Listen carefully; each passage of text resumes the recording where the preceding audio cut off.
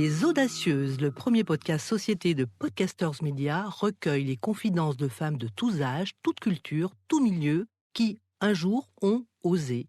Osé faire sa mue, osé sortir de sa zone de confort, osé faire bouger les lignes pour soi et les autres, entreprendre ici ou ailleurs, créer, transmettre. Ces femmes audacieuses, je les invite à mon micro. Je suis Carole Renucci, journaliste, et pour moi aussi, l'audace est un carburant. J'ai été enseignante à la campagne, dans les banlieues, dans le 20e arrondissement de Paris, puis rédactrice en chef d'Enfants Magazine, avant de devenir directrice de Notre Temps, le premier magazine français, avec ses 5 millions de lecteurs. Aujourd'hui, je suis présidente et cofondatrice de Podcasters Media. J'anime le podcast Les Audacieuses et je suis très fière de vous retrouver tous les 15 jours pour une nouvelle vie et un nouveau défi. Delphine Cochet, vous êtes une toute jeune entrepreneuse ou entrepreneur avec un E comme on dit aujourd'hui. Vous avez 34 ans, 2 enfants, Augustin et Louise, et l'envie de créer. Alors, créer du lien positif et épanouissant entre les jeunes parents avec leurs enfants et aussi avec les entreprises et la société. Dans le fait d'être parent, vous ne voyez pas qu'une somme de questions, non. Vous voyez du plaisir, mais aussi un enjeu social. Vous parlez même de parentalité à 360. Alors, on va y revenir, mais en fait, vous pensez que tout le monde, entreprise comprise, a intérêt à ce que les jeunes parents fassent de bonnes nuits. Je crois que c'est un petit peu ça, déjà, le départ de l'histoire. Alors, on se demande quand même forcément qu'est-ce qui a poussé une jeune femme qui ne tenait pas forcément, encore une fois, à se faire remarquer, vous me l'avez un petit peu dit, à co-créer une entreprise, citons-la, c'est Ma Bonne Fée, qui vous a d'ailleurs valu, disons-le au passage, d'être la grande gagnante 2019 du concours Aviva. Alors moi, j'ai une petite question qui me vient tout de suite à l'esprit, c'est Delphine, quelle mouche vous a piqué ? C'est ma mère qui vous a envoyé les questions.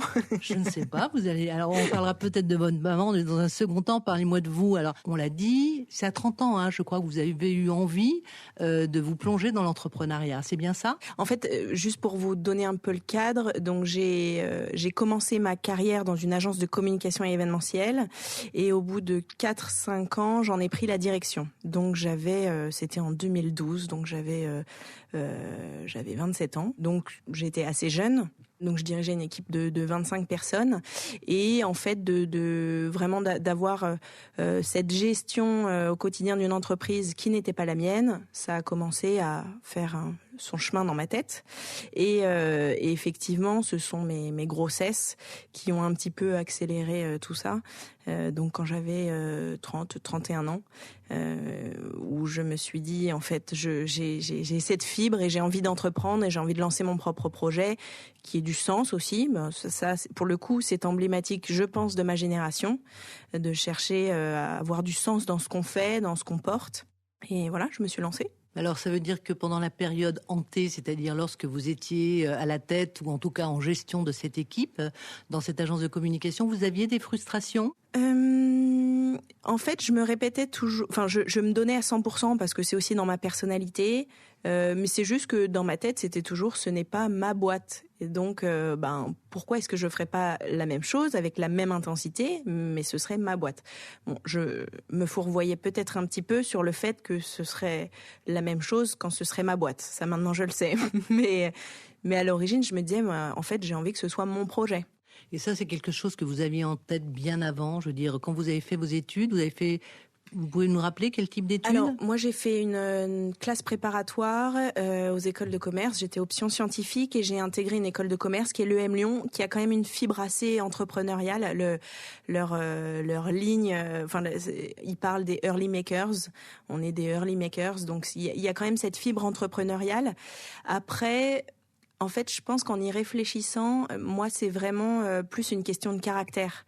C'est plus que j'ai toujours eu tendance, si on reparle de ma maman, elle me décrirait à avoir un côté fonceuse. Et je pense que c'est plus ça qui me caractérise, d'entreprendre plein de choses, des activités quand j'étais plus jeune, de lancer de m'investir et d'entreprendre un peu ma vie. Et c'est ça qui m'a porté, je pense, plus que le côté je monte ma boîte. Vous voulez être maîtresse de votre destin, on peut dire ça comme ça? Peut-être un peu. En tout cas, j'aime bien challenger un peu tout et pas me reposer sur mes lauriers. C'est vraiment. Mais vous n'avez pas eu le temps de vous ennuyer tout de même, Delphine. Je veux dire, vous avez cette expérience dans cette boîte de communication, ça a duré 4 ans, c'est ça? 10 ans au final. Ah, 10 ans Ouais, au 10 final, ans. d'accord. Ouais. D'accord. Non, je me suis jamais ennuyée. Et justement, c'était aussi ce qui était génial dans cette boîte, qui était du coup une PME, c'était d'avoir dès mon stage, d'avoir la possibilité d'avoir les coups des franches pour. Alors à l'époque, c'était, j'y suis rentrée en 2009. Et à l'époque, par un exemple typique, c'était le tout début quand même des pages Facebook entreprises. Donc tout de suite, j'ai eu envie de lancer une page Facebook. Donc je m'étais un peu auto-formée sur comment. Et à l'époque, on pouvait aussi écrire, coder sa propre page Facebook avec du langage FBML. Donc je m'étais un peu formée pour faire moi-même cette page. Et donc voilà, à chaque fois, j'avais envie de faire des nouvelles choses et j'ai pu les faire. Donc c'est ça qui a fait que je me suis jamais ennuyée.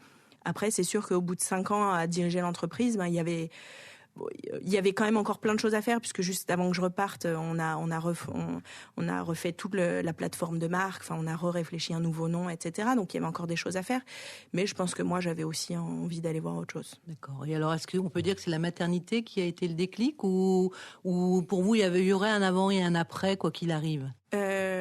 De toute façon, ça allait arriver. La maternité, c'est clairement un déclencheur, c'est un catalyseur, on va dire. Et puis, double effet qui se coule, c'est la maternité avec 2 maternités rapprochées.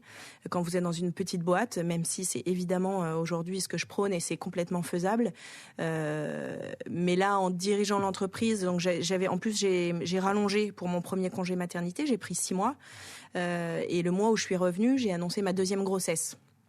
Donc, je savais que j'allais repartir et je savais que je voulais faire la même chose parce que je voulais vraiment avoir ces 6 mois pour mes enfants et prendre le temps.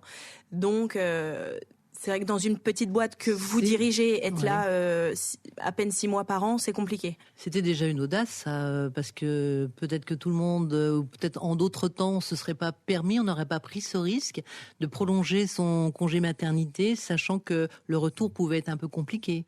J'avoue que ça, c'était aussi une décision.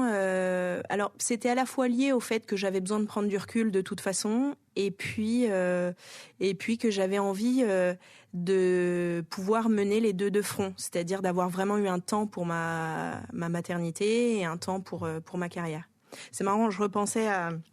Parce que là, donc, dans l'idée de réfléchir à mon parcours, quand je me souviens que quand j'étais adolescente, j'avais une idée en tête, c'est que quand je serai plus âgée, l'histoire ne dit pas à quel âge, que j'aurai 4 enfants et une belle carrière. C'était vraiment le truc que j'avais en tête, 4 enfants et une belle carrière. Et je pense que j'ai toujours eu ce côté de me dire que c'est possible et que les deux se combinent et peuvent se concilier. Donc c'est une forme de challenge en fait, ce que vous êtes en train de formuler là. C'est encore une fois un challenge. Voilà, donc là on est à 2 enfants, donc racontez-nous, congé maternité. Petite pause parce que les 4 c'est pas pour tout de suite. Donc 2 enfants, et pendant votre congé maternité, vous avez tout à coup un éclair, une vision, racontez-nous ça.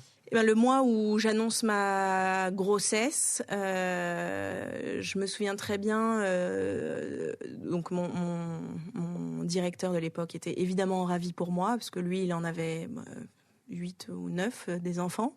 Et je crois 2 mois plus tard, j'étais sur un événement et...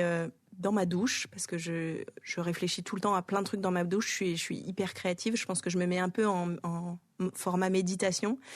Et en fait, j'ai eu un éclair de génie, je me suis dit, enfin de génie, j'en sais rien, mais je me suis dit, en fait là je vais repartir et je vais repartir 6 mois, parce que je me suis toujours dit que je ferais la même chose pour mes enfants. En fait, ça y est. En fait, je vais pas partir 6 mois et revenir. Je vais préparer mon départ, et ce départ de 6 mois, en fait, ce sera juste un départ qui sera le départ de quelque chose et une nouvelle page qui allait s'écrire. Une forme de tremplin vers autre chose. Alors, vous avez envie d'être entrepreneur. Ça, c'était écrit, vous nous l'avez dit, 4 enfants et entrepreneur. C'était quoi l'idée derrière? Comment vous est-elle venue? Et alors, c'est là où je n'avais pas d'idée. Je savais juste que je voulais monter ma boîte. Je voulais que ce soit dans la tech. Et comme j'avais pas d'idée, je m'étais dit je chercherais quelqu'un qui a une super idée. Et moi, mes compétences, c'est d'être capable d'être sur plus les fonctions transverses, donc de mener et diriger une boîte. Donc moi, j'apporterais ces compétences-là. Par exemple, un ingénieur qui aurait une super idée, mais pas forcément les compétences pour la développer. Donc ça, c'était mon idée de départ. Quand même, comme vous l'avez dit, avec du sens, comme Oui. On se dit, ça faisait partie de votre feuille de route également. Ouais. Alors, cette rencontre, elle a lieu de façon un petit peu inopinée ou étonnante. Cette rencontre s'appelle Antoine. Vous nous en dites quelques mots ? C'est bien Antoine. C'est Lucas. Ah, c'est Lucas. C'est Lucas. Ah, bah alors je l'ai rebaptisé. Non. Je trouvais que c'était bien Antoine. Alors, c'est Lucas. Parlez-nous de Lucas. Je me disais Antoine, mince, qui est Antoine? C'est pas grave. Allez, Lucas. Lucas, en fait, ce qui est marrant, c'est que c'est Lucas qui a eu l'origine, qui est à l'origine de Ma Bonne Fée. Lui, c'est pour des raisons personnelles aussi qu'il a fondé Ma Bonne Fée, qui était à l'origine un réseau pour faire très simple, un réseau de nurses de nuit, donc pour accompagner les parents la nuit autour de la naissance d'un enfant. Et il a eu besoin en fait d'aide parce que il a eu une opportunité de consulting à New York alors que sa femme venait d'accoucher et que leur fille avait 2 semaines et pas de famille, enfin disponible pour accompagner sa femme qui faisait un baby blues, donc il a cherché de l'aide. Il a eu du mal à trouver. Il s'est rendu compte que c'était plutôt quelque chose qui était souvent par bouche à oreille.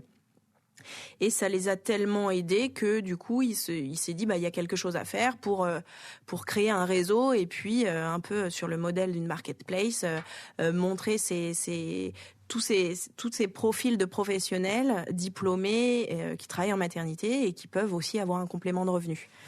Donc il a créé ce réseau, il est très rapidement passé sur une émission très connue sur la 5. Vous pouvez la citer, Delphine. La Maison des Maternelles, la référence de la parentalité. Voilà, que j'ai vu naître, mais qui s'appelait à l'époque Les Maternelles. Je ferme la parenthèse. Moi, j'ai vécu avec la Maison des Maternelles pendant 2 fois 6 mois. et donc, dans ce contexte, je l'ai vu passer à l'émission. Donc, comme j'étais avec mes 2 enfants en bas âge, mon mari qui commençait son nouveau travail, où il commençait à partir en déplacement et que j'étais un peu fatiguée, en fait, mes beaux-parents nous ont offert 2-3 nuits au tout début. Et donc, ça nous a vraiment beaucoup aidés. Donc, en fait, vous avez testé la solution proposée par Lucas, c'est ça ? C'est vous qui en avez parlé à vos beaux-parents ? Comment ils ont eu l'information ? J'en ai parlé à mon mari, qui en a parlé à ses parents. D'accord. J'ai dit, ce serait bien qu'on ait de l'aide. Et voilà, après, c'était très ponctuel, mais déjà, ça nous avait bien aidés. Et puis, donc, le jour où j'ai décidé de me lancer dans mon projet, donc je n'avais pas d'idée, je ne savais pas ce que j'allais faire. Le premier jour, je m'en souviens très bien, j'ai ouvert mon ordi et puis quand vous savez pas par quoi chercher, vous tapez sur Google projet startup cherche associé. Et là, j'ai atterri sur un site internet, Businessful, qui répertorie des projets. Et Lucas avait répertorié Ma Bonne Fée dessus. Je sais pas comment j'ai atterri sur sa page, quelle recherche j'ai faite. Et quand j'ai vu Ma Bonne Fée, je me suis dit, mais j'adore. Du coup, je lui ai écrit un mail dans la foulée. L'après-midi, on s'est appelé. Et la semaine d'après, j'étais à 200% dedans. Un conte de fées. Sans jeu de mots, c'est assez... c'est ce que Lucas appelle souvent le karma. C'est les choses où... Donc, dans ma recherche, c'est à la fois frustrant et génial. C'est que j'ai jamais écrit de mail à plein de gens, rencontré plein de gens en amont pour savoir dans quoi j'allais me lancer, qu'est-ce que j'allais faire. J'ai pas eu l'occasion, alors peut-être que c'est un mal pour un bien, d'échanger avec d'autres entrepreneurs, savoir... Vous aviez déjà une expérience de l'entreprise ? J'avais l'expérience de l'entreprise, mais le côté entrepreneuriat, c'est quand même vraiment différent. Enfin, je l'ai découvert, être entrepreneur, et pour le coup, je devrais pas avoir à dire ça, mais être entrepreneur et avec des enfants en bas âge, être entrepreneureux et avec des enfants en bas âge. Défendre la cause des parents qui ont eux-mêmes des enfants en bas âge, non seulement pour eux et on va en parler évidemment de ce qui peut se passer en lien avec l'entreprise, c'est quand même sacrément audacieux. C'est un peu une bataille de tous les jours. Vous allez nous en parler. Alors, comment a évolué ce concept de ce projet d'entreprise ? Alors, donc, au départ, on était vraiment ce qu'on appelle B2C, Business to Customer, donc avec les parents en direct. On a très rapidement développé une application qui fonctionne toujours, sur laquelle on peut regarder autour de chez soi et réserver de l'aide en direct. Donc, on a vraiment fluidifié cet accès à des professionnels. On a aussi tout un système, on met à disposition des tutoriels pour justement embaucher, pour toutes les règles, parce que l'administratif, quand vous rentrez là-dedans, c'est d'une complexité sans nom. Donc voilà, mais très rapidement, en fait, on a été sollicité par des entreprises, par des mutuelles aussi, qui souhaitaient utiliser nos services et offrir nos services dans le cas de cadeaux de naissance pour leurs collaborateurs, dans le cas pour des assurés, dans des prestations de mutuelles ou d'assistance pour des assurés. Et ça, plus le fait que quand vous êtes entrepreneur, il faut quand même trouver un modèle économique viable et pérenne, on s'est rapidement tourné vers le B2B, donc business to business, donc vers les entreprises. Et cette offre-là, elle date, là on l'a développée en 2019. Donc c'est tout frais, ça fait une petite année en fait. Même pas, ça fait on va dire 8 mois. D'accord.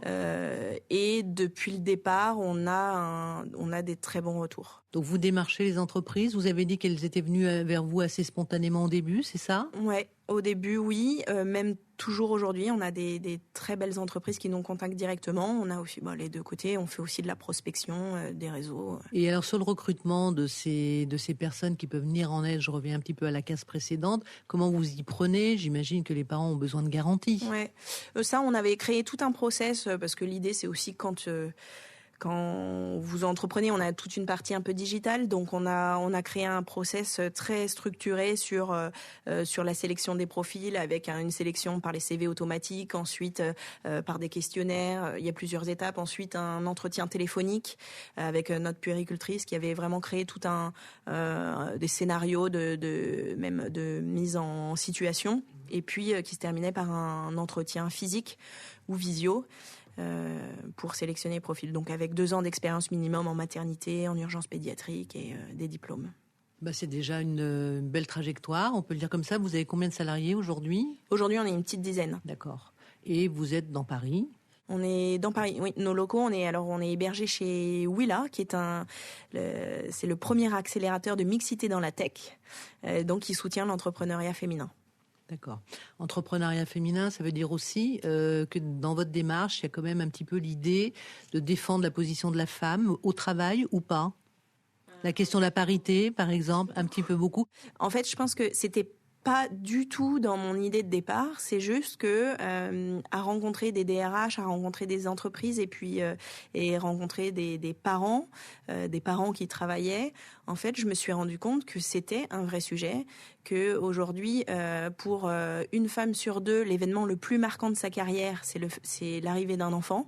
Que dans 9 cas sur 10, en cas de défaut du mode de garde, c'est la femme qui se sacrifie. Pas forcément par choix, mais parce que c'est comme ça. Et enfin voilà, je pourrais accumuler les chiffres et qui ont commencé à me titiller. Je savais pas du tout que j'étais féministe, loin de là.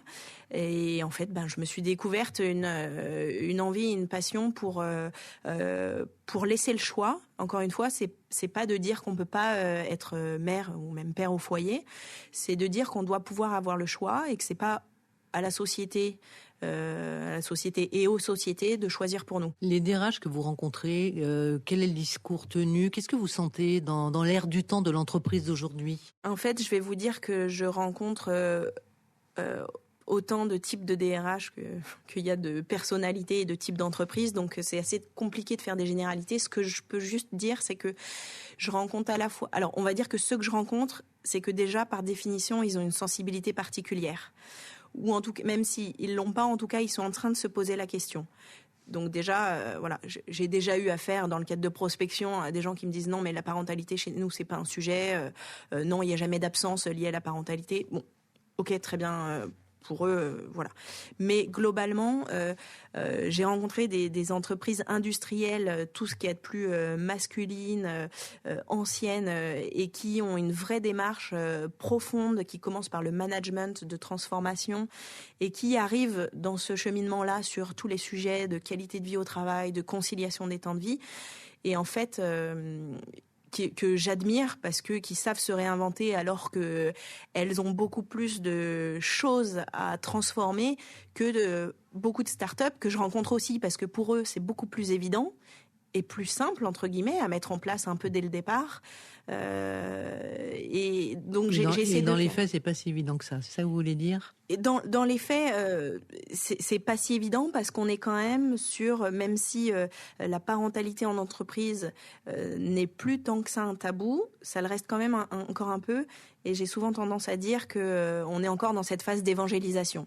Donc ceux que je rencontre, j'ai quand même une certaine culture et transformation à faire. Un petit peu de travail à faire auprès d'eux. Ouais. Concrètement, qu'est-ce que vous proposez comme solution aux entreprises, justement pour faciliter la parentalité ?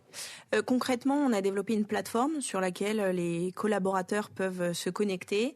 Ils ont, alors outre des informations RH, c'est-à-dire à quoi j'ai droit en cas d'enfant, en cas d'adoption, en cas d'enfant malade, enfin voilà, un petit peu toutes les questions qu'ils peuvent avoir d'habitude pour les RH. Là, on simplifie le travail en mettant à disposition toutes les informations sur la plateforme.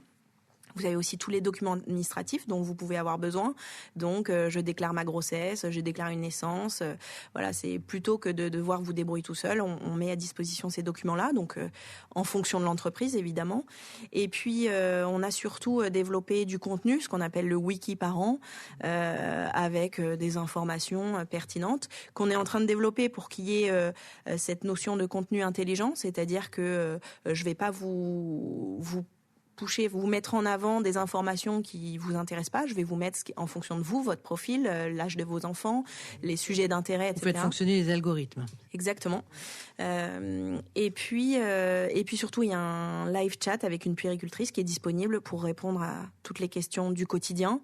Ça va être le mode de garde, l'administratif, mais ça peut aussi être des questions du quotidien avec des enfants plus âgés, autour de l'adolescence, les sujets d'éducation, d'éveil. Et puis, à partir de cette plateforme, on rajoute des services en fonction de l'entreprise. Donc, il y a tout un pan qui est un peu ce qui existe depuis une dizaine d'années dans les entreprises sur le thème de la parentalité, c'est les places en crèche. Donc, on est capable de réserver des places en crèche privées pour les collaborateurs dans tous les réseaux. Donc, on n'a pas de crèche, mais on réserve des places en crèche privée. On a un autre pan qui est grâce au réseau qu'on avait à l'origine, qu'on a développé à domicile, donc des experts qui peuvent venir, des puéricultrices qui viennent en cas d'enfant malade, en cas d'imprévu, en cas de déplacement professionnel ou de réunion tardive. Et puis, on a tout un pan d'experts en ligne, donc psychologues, nutritionnistes, sophrologues, qui peuvent répondre à des points plus spécifiques parentalité. On l'a compris, là, vous couvrez d'une certaine façon le secteur privé. Est-ce que vous travaillez avec des villes ? Est-ce que c'est un sujet ? Est-ce que ça le sera ? J'aimerais bien que ce soit un sujet. C'est marrant parce que je rencontre la semaine prochaine le cabinet d'Adrien Taquet, qui est responsable du programme des 1000 jours, qui est intimement lié aussi à la consultation qui a été lancée en décembre par Bruno Le Maire et Marlène Schiappa sur l'égalité professionnelle femmes-hommes. Donc là, ils sont en train d'éplucher les résultats et les deux éléments qui sont ressortis sur là où il y avait du travail pour cette égalité professionnelle, c'est au-delà de la question des salaires, c'est la parentalité. Donc en fait, on est dans cet agrégat où le public doit faire des choses, mais en réalité, c'est le privé qui doit mener qui doit être un peu l'aiguillon parce que le public aujourd'hui n'a pas forcément les moyens. Mais moi, je sais que c'est des choses dans lesquelles, dans mes valeurs, non, j'ai pas envie que mes services soient uniquement pour les entreprises, entre guillemets, qui ont les moyens de payer ça pour leurs collaborateurs. On a tous les jours des questions de freelance qui ont besoin d'avoir une place en crèche aujourd'hui, qui n'ont pas d'avantages fiscaux sur la réservation de places en crèche. Donc, il y a aussi des choses à faire. Quels sont alors vous avez parlé d'avantages fiscaux, mais les motivations, alors j'imagine qu'elles sont aussi diverses qu'il y a d'entreprises, mais par exemple, fidéliser les jeunes salariés, les parents, est-ce que ça fait partie des motivations qui sous-tendent les appels ou le fait qu'on vous appelle ?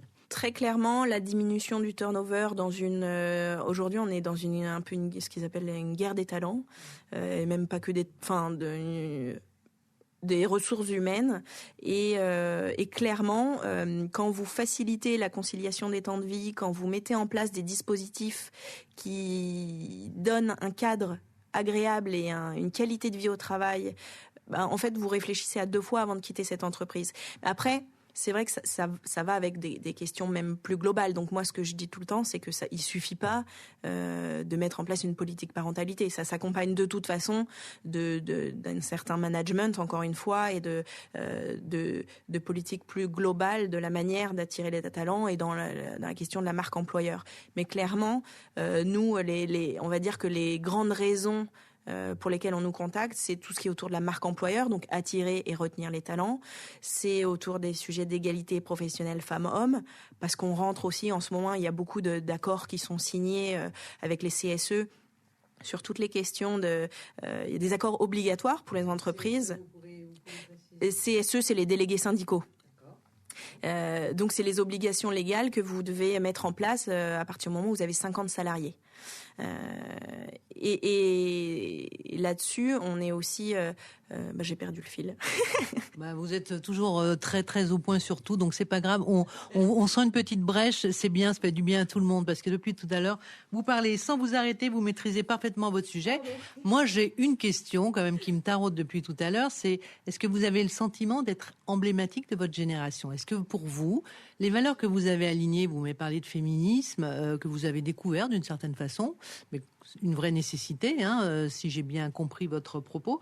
Est-ce que vous avez le sentiment de ressembler à vos copines, si je puis dire ça comme ça ? C'est une question un petit peu difficile parce que je dirais que oui, parce qu'on ressemble aux gens avec qui on est souvent. Mais par les parents que vous touchez, par exemple. Alors oui, ce sont des parents qui recourent à un service privé, donc il y a déjà un tri. Mais est-ce que vous reconnaissez dans les demandes qui sont faites, dans les attentes des personnes qui vous sollicitent ? Pour le coup, que ce soit les collaborateurs ou les parents en direct, mais on a de tous les profils possibles. On a des employés, des ouvriers d'usine jusqu'à des grands patrons, grands dirigeants. Donc là-dessus, on a vraiment tous les profils. Après, sur la question de est-ce que je ressemble à mes copines dans ce que je fais emblématiquement, je pense que oui, encore une fois, sur la question de la quête de sens. J'en parlais justement à midi avec une amie qui est un peu en burn-out et qui me dit mais en fait tout ce que je fais, je j'arrive pas à trouver le sens aujourd'hui, qui a 40 ans, qui se dit je suis en train de passer ma vie au travail et mes enfants, je le vois, ça se ressent. On se pose plein de questions avec mon mari. Clairement, il y a un vrai sujet sur les générations. Alors moi, je rentre même malgré, je suis peut-être dans les débuts, mais je rentre quand même dans la génération millennials. Et ouais, je pense que je suis quand même emblématique dans la recherche de sens. Après, dans le côté entrepreneuriat. Pas de manière si évidente. Enfin, dans mon entourage, en tout cas, des femmes entrepreneurs, j'en avais pas. J'ai des amis, des copains entrepreneurs, ça j'en avais beaucoup, mais des amis proches entrepreneurs, non. Maintenant, j'en ai parce qu'il y a une certaine, ce qu'on appelle la sororité et on s'attire entre guillemets. Et puis je peux leur parler de choses et on peut que seules elles comprennent. C'est sûr que c'est quand même pas la même chose, l'entrepreneuriat, le salariat ou même le freelance. Alors vous êtes entrepreneur, donc ça veut dire que vous avez une équipe, donc des salariés. Quelles sont vos valeurs vis-à-vis d'eux ? Comment vous vous sentez ? Est-ce que vous avez le sentiment d'être un petit peu aligné, je dirais, par rapport à un idéal, votre idéal ?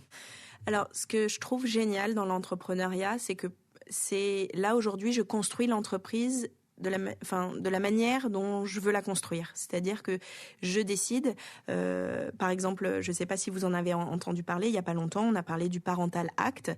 Donc, c'est d'ailleurs une des mesures prises par le privé avant même le public, c'est le congé du deuxième parent, un congé parental du deuxième parent qui est financé à 100%, un minimum un mois.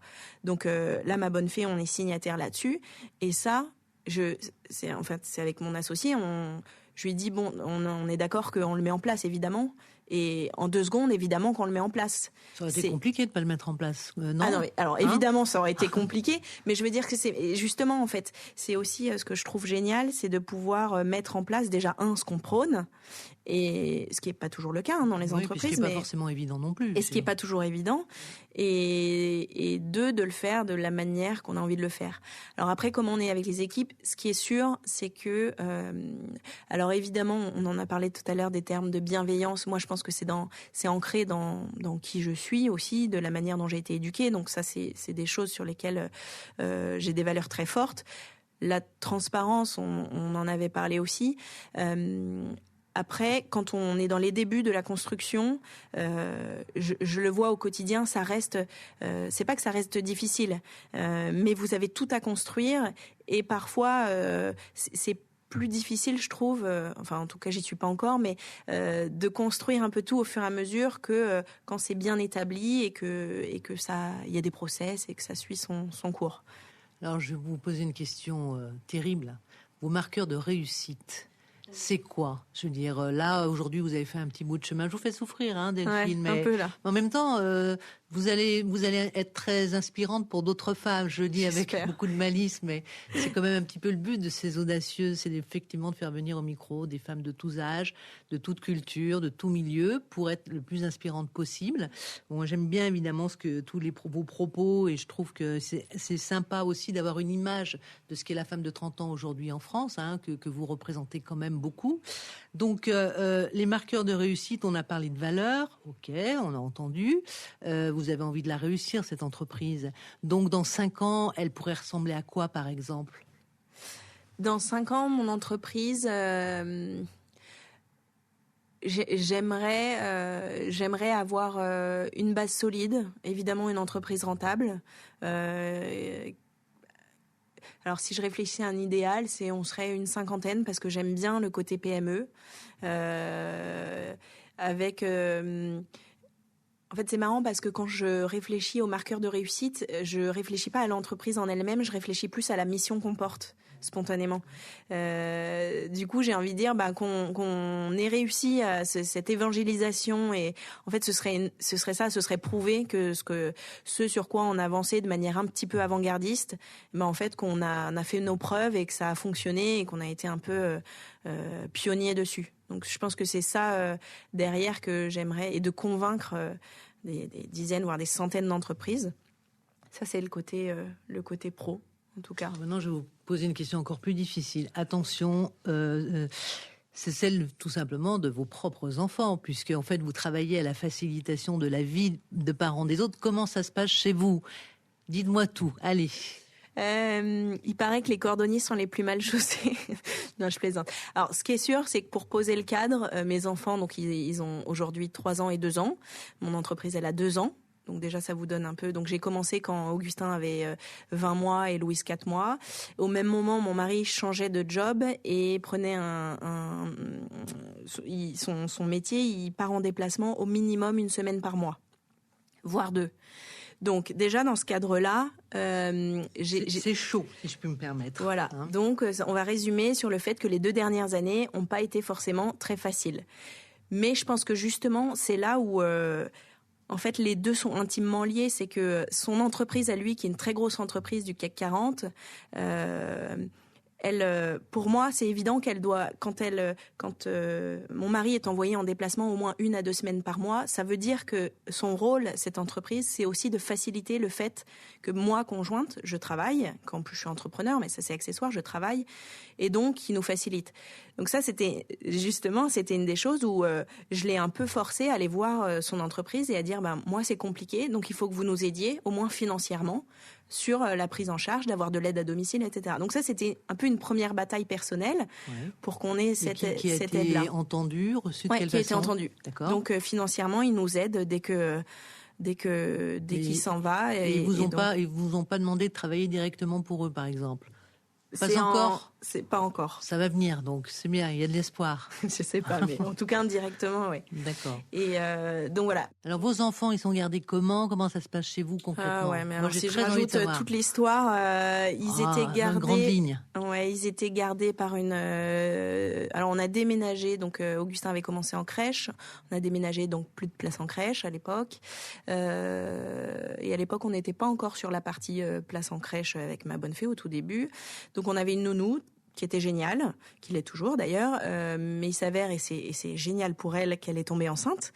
Mais quand vous êtes particulier employeur et que votre nounou est enceinte en milieu d'année, ça vous met dans une situation assez inconfortable, puisque vous n'avez plus de moyens de garde. En plus, j'avais 2 enfants en bas âge, donc très tôt, elle a été arrêtée.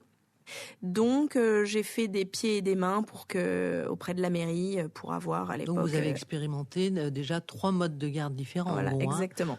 Donc vous êtes bien positionné pour savoir quel service vous avez à rendre, si je puis dire, en tout cas participer à rendre à d'autres parents comme vous. Et puis ça m'est arrivé d'avoir des défauts de mode de garde, donc la crèche qui ferme, mes enfants qui sont malades, et donc moi-même de me dire je fais appel à de l'aide extérieure parce que accessoirement j'ai pas de famille proche en région parisienne, nos parents et beaux-parents sont en région, donc j'ai pas cette aide. Donc, vous pouvez pas bénéficier de ce soutien-là. Voilà. D'accord.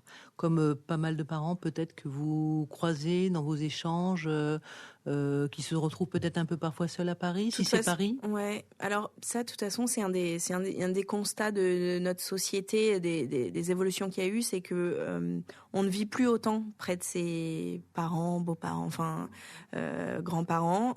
Clairement, il y a une scission par rapport à si je réfléchis même rien qu'à mes parents, les grands-parents, et en plus, on a des schémas familiaux qui sont complètement différents. Vous avez de plus en plus de familles monoparentales, donc ça rend la tâche encore plus complexe. Donc clairement, il y a un vrai sujet autour du mode de garde, mais c'est de toute façon le premier sujet dans la parentalité et pour pouvoir travailler. Et c'est aussi ce qui fait que vous avez un taux d'absentéisme assez élevé dans les entreprises lié à la parentalité. Et notamment sur un exemple très concret, sur des types de profils. Alors dans la santé, par exemple, vous avez beaucoup de profils féminins sur des métiers moins bien payés, dans lesquels ça leur coûte moins cher d'être absentes. Elles ne peuvent pas se permettre de payer un mode de garde pour être au bureau, alors qu'elles vont, pour être à l'hôpital ou ailleurs, alors qu'elles vont moins gagner leur vie. Ça, c'est un non-sens, on est bien d'accord. C'est quelque chose qui semble être une énormité lorsque vous rencontrez des politiques. Est-ce que vous arrivez à avancer un petit peu ces éléments-là? Est-ce que ça fait partie d'une discussion qu'on peut avoir? C'est ce que je disais tout à l'heure. Moi, alors je suis toute nouvelle, et je suis pas très politique. C'est peut-être que je représente un peu ma génération aussi. Je préfère, en tout cas, politique de manière très floue. C'est pas mon truc, mais en revanche, très concrètement, s'engager auprès des mairies, etc. Ouais, c'est une des idées que j'ai, et de même là aujourd'hui d'avoir des rendez-vous au ministère de l'économie ou la semaine prochaine ministère de la santé. C'est aussi moi voir de quelle manière leur dire moi je suis très volontaire et je suis sur tous ces sujets, donc de quelle manière je peux apporter quelque chose et qu'est-ce que je peux faire pour m'engager dessus, au-delà de mon entreprise, mais vraiment aussi personnellement. Quand votre entreprise comptera encore plus de salariés, que vous serez bien développé, est-ce que vous serez toujours une entreprise parisienne? C'est probable que non. Enfin, par choix ou par obligation? En fait, je pense que Lucas et moi, mais même lui qui est parisien pur souche à l'origine, même s'il est franco-américain, mais il a quand même grandi à Paris, il le voit avec des enfants. C'est vrai qu'on a tout de suite envie de verdure, de nature. Moi, là, je le dis souvent à mon mari que j'ai envie d'aller en région. Et en revanche, j'envisage complètement que moi, de vivre en région, et que la structure soit à Paris, et d'avoir vraiment un mode de fonctionnement avec du home office, etc. Et même la manière dont je vais embaucher les salariés, pour moi, c'est pas un sujet s'ils habitent dans une autre ville. Après, tout dépend des métiers, mais vraiment, c'est le travail à distance, c'est ancré dans notre fonctionnement. Il est vrai que quand on travaille dans la tech, on peut dire ça comme ça, vous avez un outil qui permet effectivement l'éloignement, le partage, donc une certaine forme de facilitation de la vie. J'ai une dernière question et vous allez voir, elle est extrêmement simple. C'est comment vous ressourcez-vous? C'est quoi vos temps de détente? Alors, 2 petits-enfants très prenants, j'imagine qu'ils vous accaparent beaucoup et qui sont forcément délicieux, mais qu'à certains moments, on a aussi besoin de faire ouf. Alors, est-ce que vous y arrivez? Est-ce que vous trouvez le temps? J'avoue encore une fois que sur les 2 dernières années, ça a été un peu compliqué. Mais je veux trouver le temps et j'en ai besoin de toute façon. J'en ai besoin, ils en ont besoin, enfin on en a tous besoin, le couple, la famille, ma boîte. Clairement, quand je suis trop à fond et épuisée, je suis pas efficace. Travailler le week-end? Je travaille la nuit, le soir, les week-ends, pendant les siestes. Une entrepreneuse, il n'y a pas de problème, ouais. Mais je vais vous dire, la semaine dernière, sur un coup de tête, donc mon mari est en déplacement au Mexique cette semaine, et donc il y a même pas un mois, sur un coup de tête, on s'est dit, en fait, je vais venir, je vais te rejoindre. Tu vas partir plus tôt au Mexique. Tu vas demander à ce que les billets ils soient décalés et en fait, on se fait une semaine avant juste tous les deux et ensuite, j'assume la semaine. Et alors, qui garde les enfants pendant ce temps-là? Et c'était les vacances scolaires, donc ils sont allés chez les grands-parents dans le Nord. Alors, Delphine, moi, je suis ravie de vous avoir accueilli à ce micro des Audacieuses parce que vous auriez pu nous raconter que tout est rose et tout est bleu. Je veux dire, ça aurait été de bon ton avec notre sujet, mais c'est pas le cas. Donc moi, ce que j'aime beaucoup dans votre témoignage, c'est que vous livrez vraiment, mais sans faux semblant, les joies et aussi les difficultés et les peines d'une jeune entrepreneuse qui a 2 petits-enfants. Merci infiniment. Peut-être avant, Merci vous avez à vous, encore Carole. quelque chose à dire ou pour compléter? Non, vous avez bien résumé. L'entrepreneuriat n'est pas un fleuve tranquille, mais ça reste une expérience extraordinaire. Bon, ouais, en tout cas, j'espère qu'elle sera source d'inspiration pour beaucoup de jeunes femmes comme vous, J'espère. ou plus âgées, pourquoi pas. Et qu'ils n'hésitent pas à me contacter. Et ben voilà. Donc on vous contacte comment? Petit détail pratique. Alors, soit par mail, d-comme-delphine.cochet@mabonnefée.com ou sur LinkedIn. Je suis assez réactive sur LinkedIn. Alors on retrouvera ça aussi tout ça sur notre plateforme. Je vous souhaite une jolie route avec plein de soleil et puis plein de réussite au bout. Merci beaucoup Delphine d'avoir partagé ce temps avec nous. À bientôt. Merci, à bientôt. Vous venez d'écouter un nouvel épisode des Audacieuses de Podcasters Media. Nous espérons que vous avez passé un bon moment. Si c'est le cas, surtout n'hésitez pas à le faire savoir à vos proches. Vous pouvez aussi le dire sur les réseaux sociaux et nous mettre 5 étoiles sur vos plateformes d'écoute et applications préférées. Enfin, écoutez-nous, réécoutez-nous et donnez-nous de vos nouvelles sur notre site www.podcastersmedia.com, onglet Contact. À très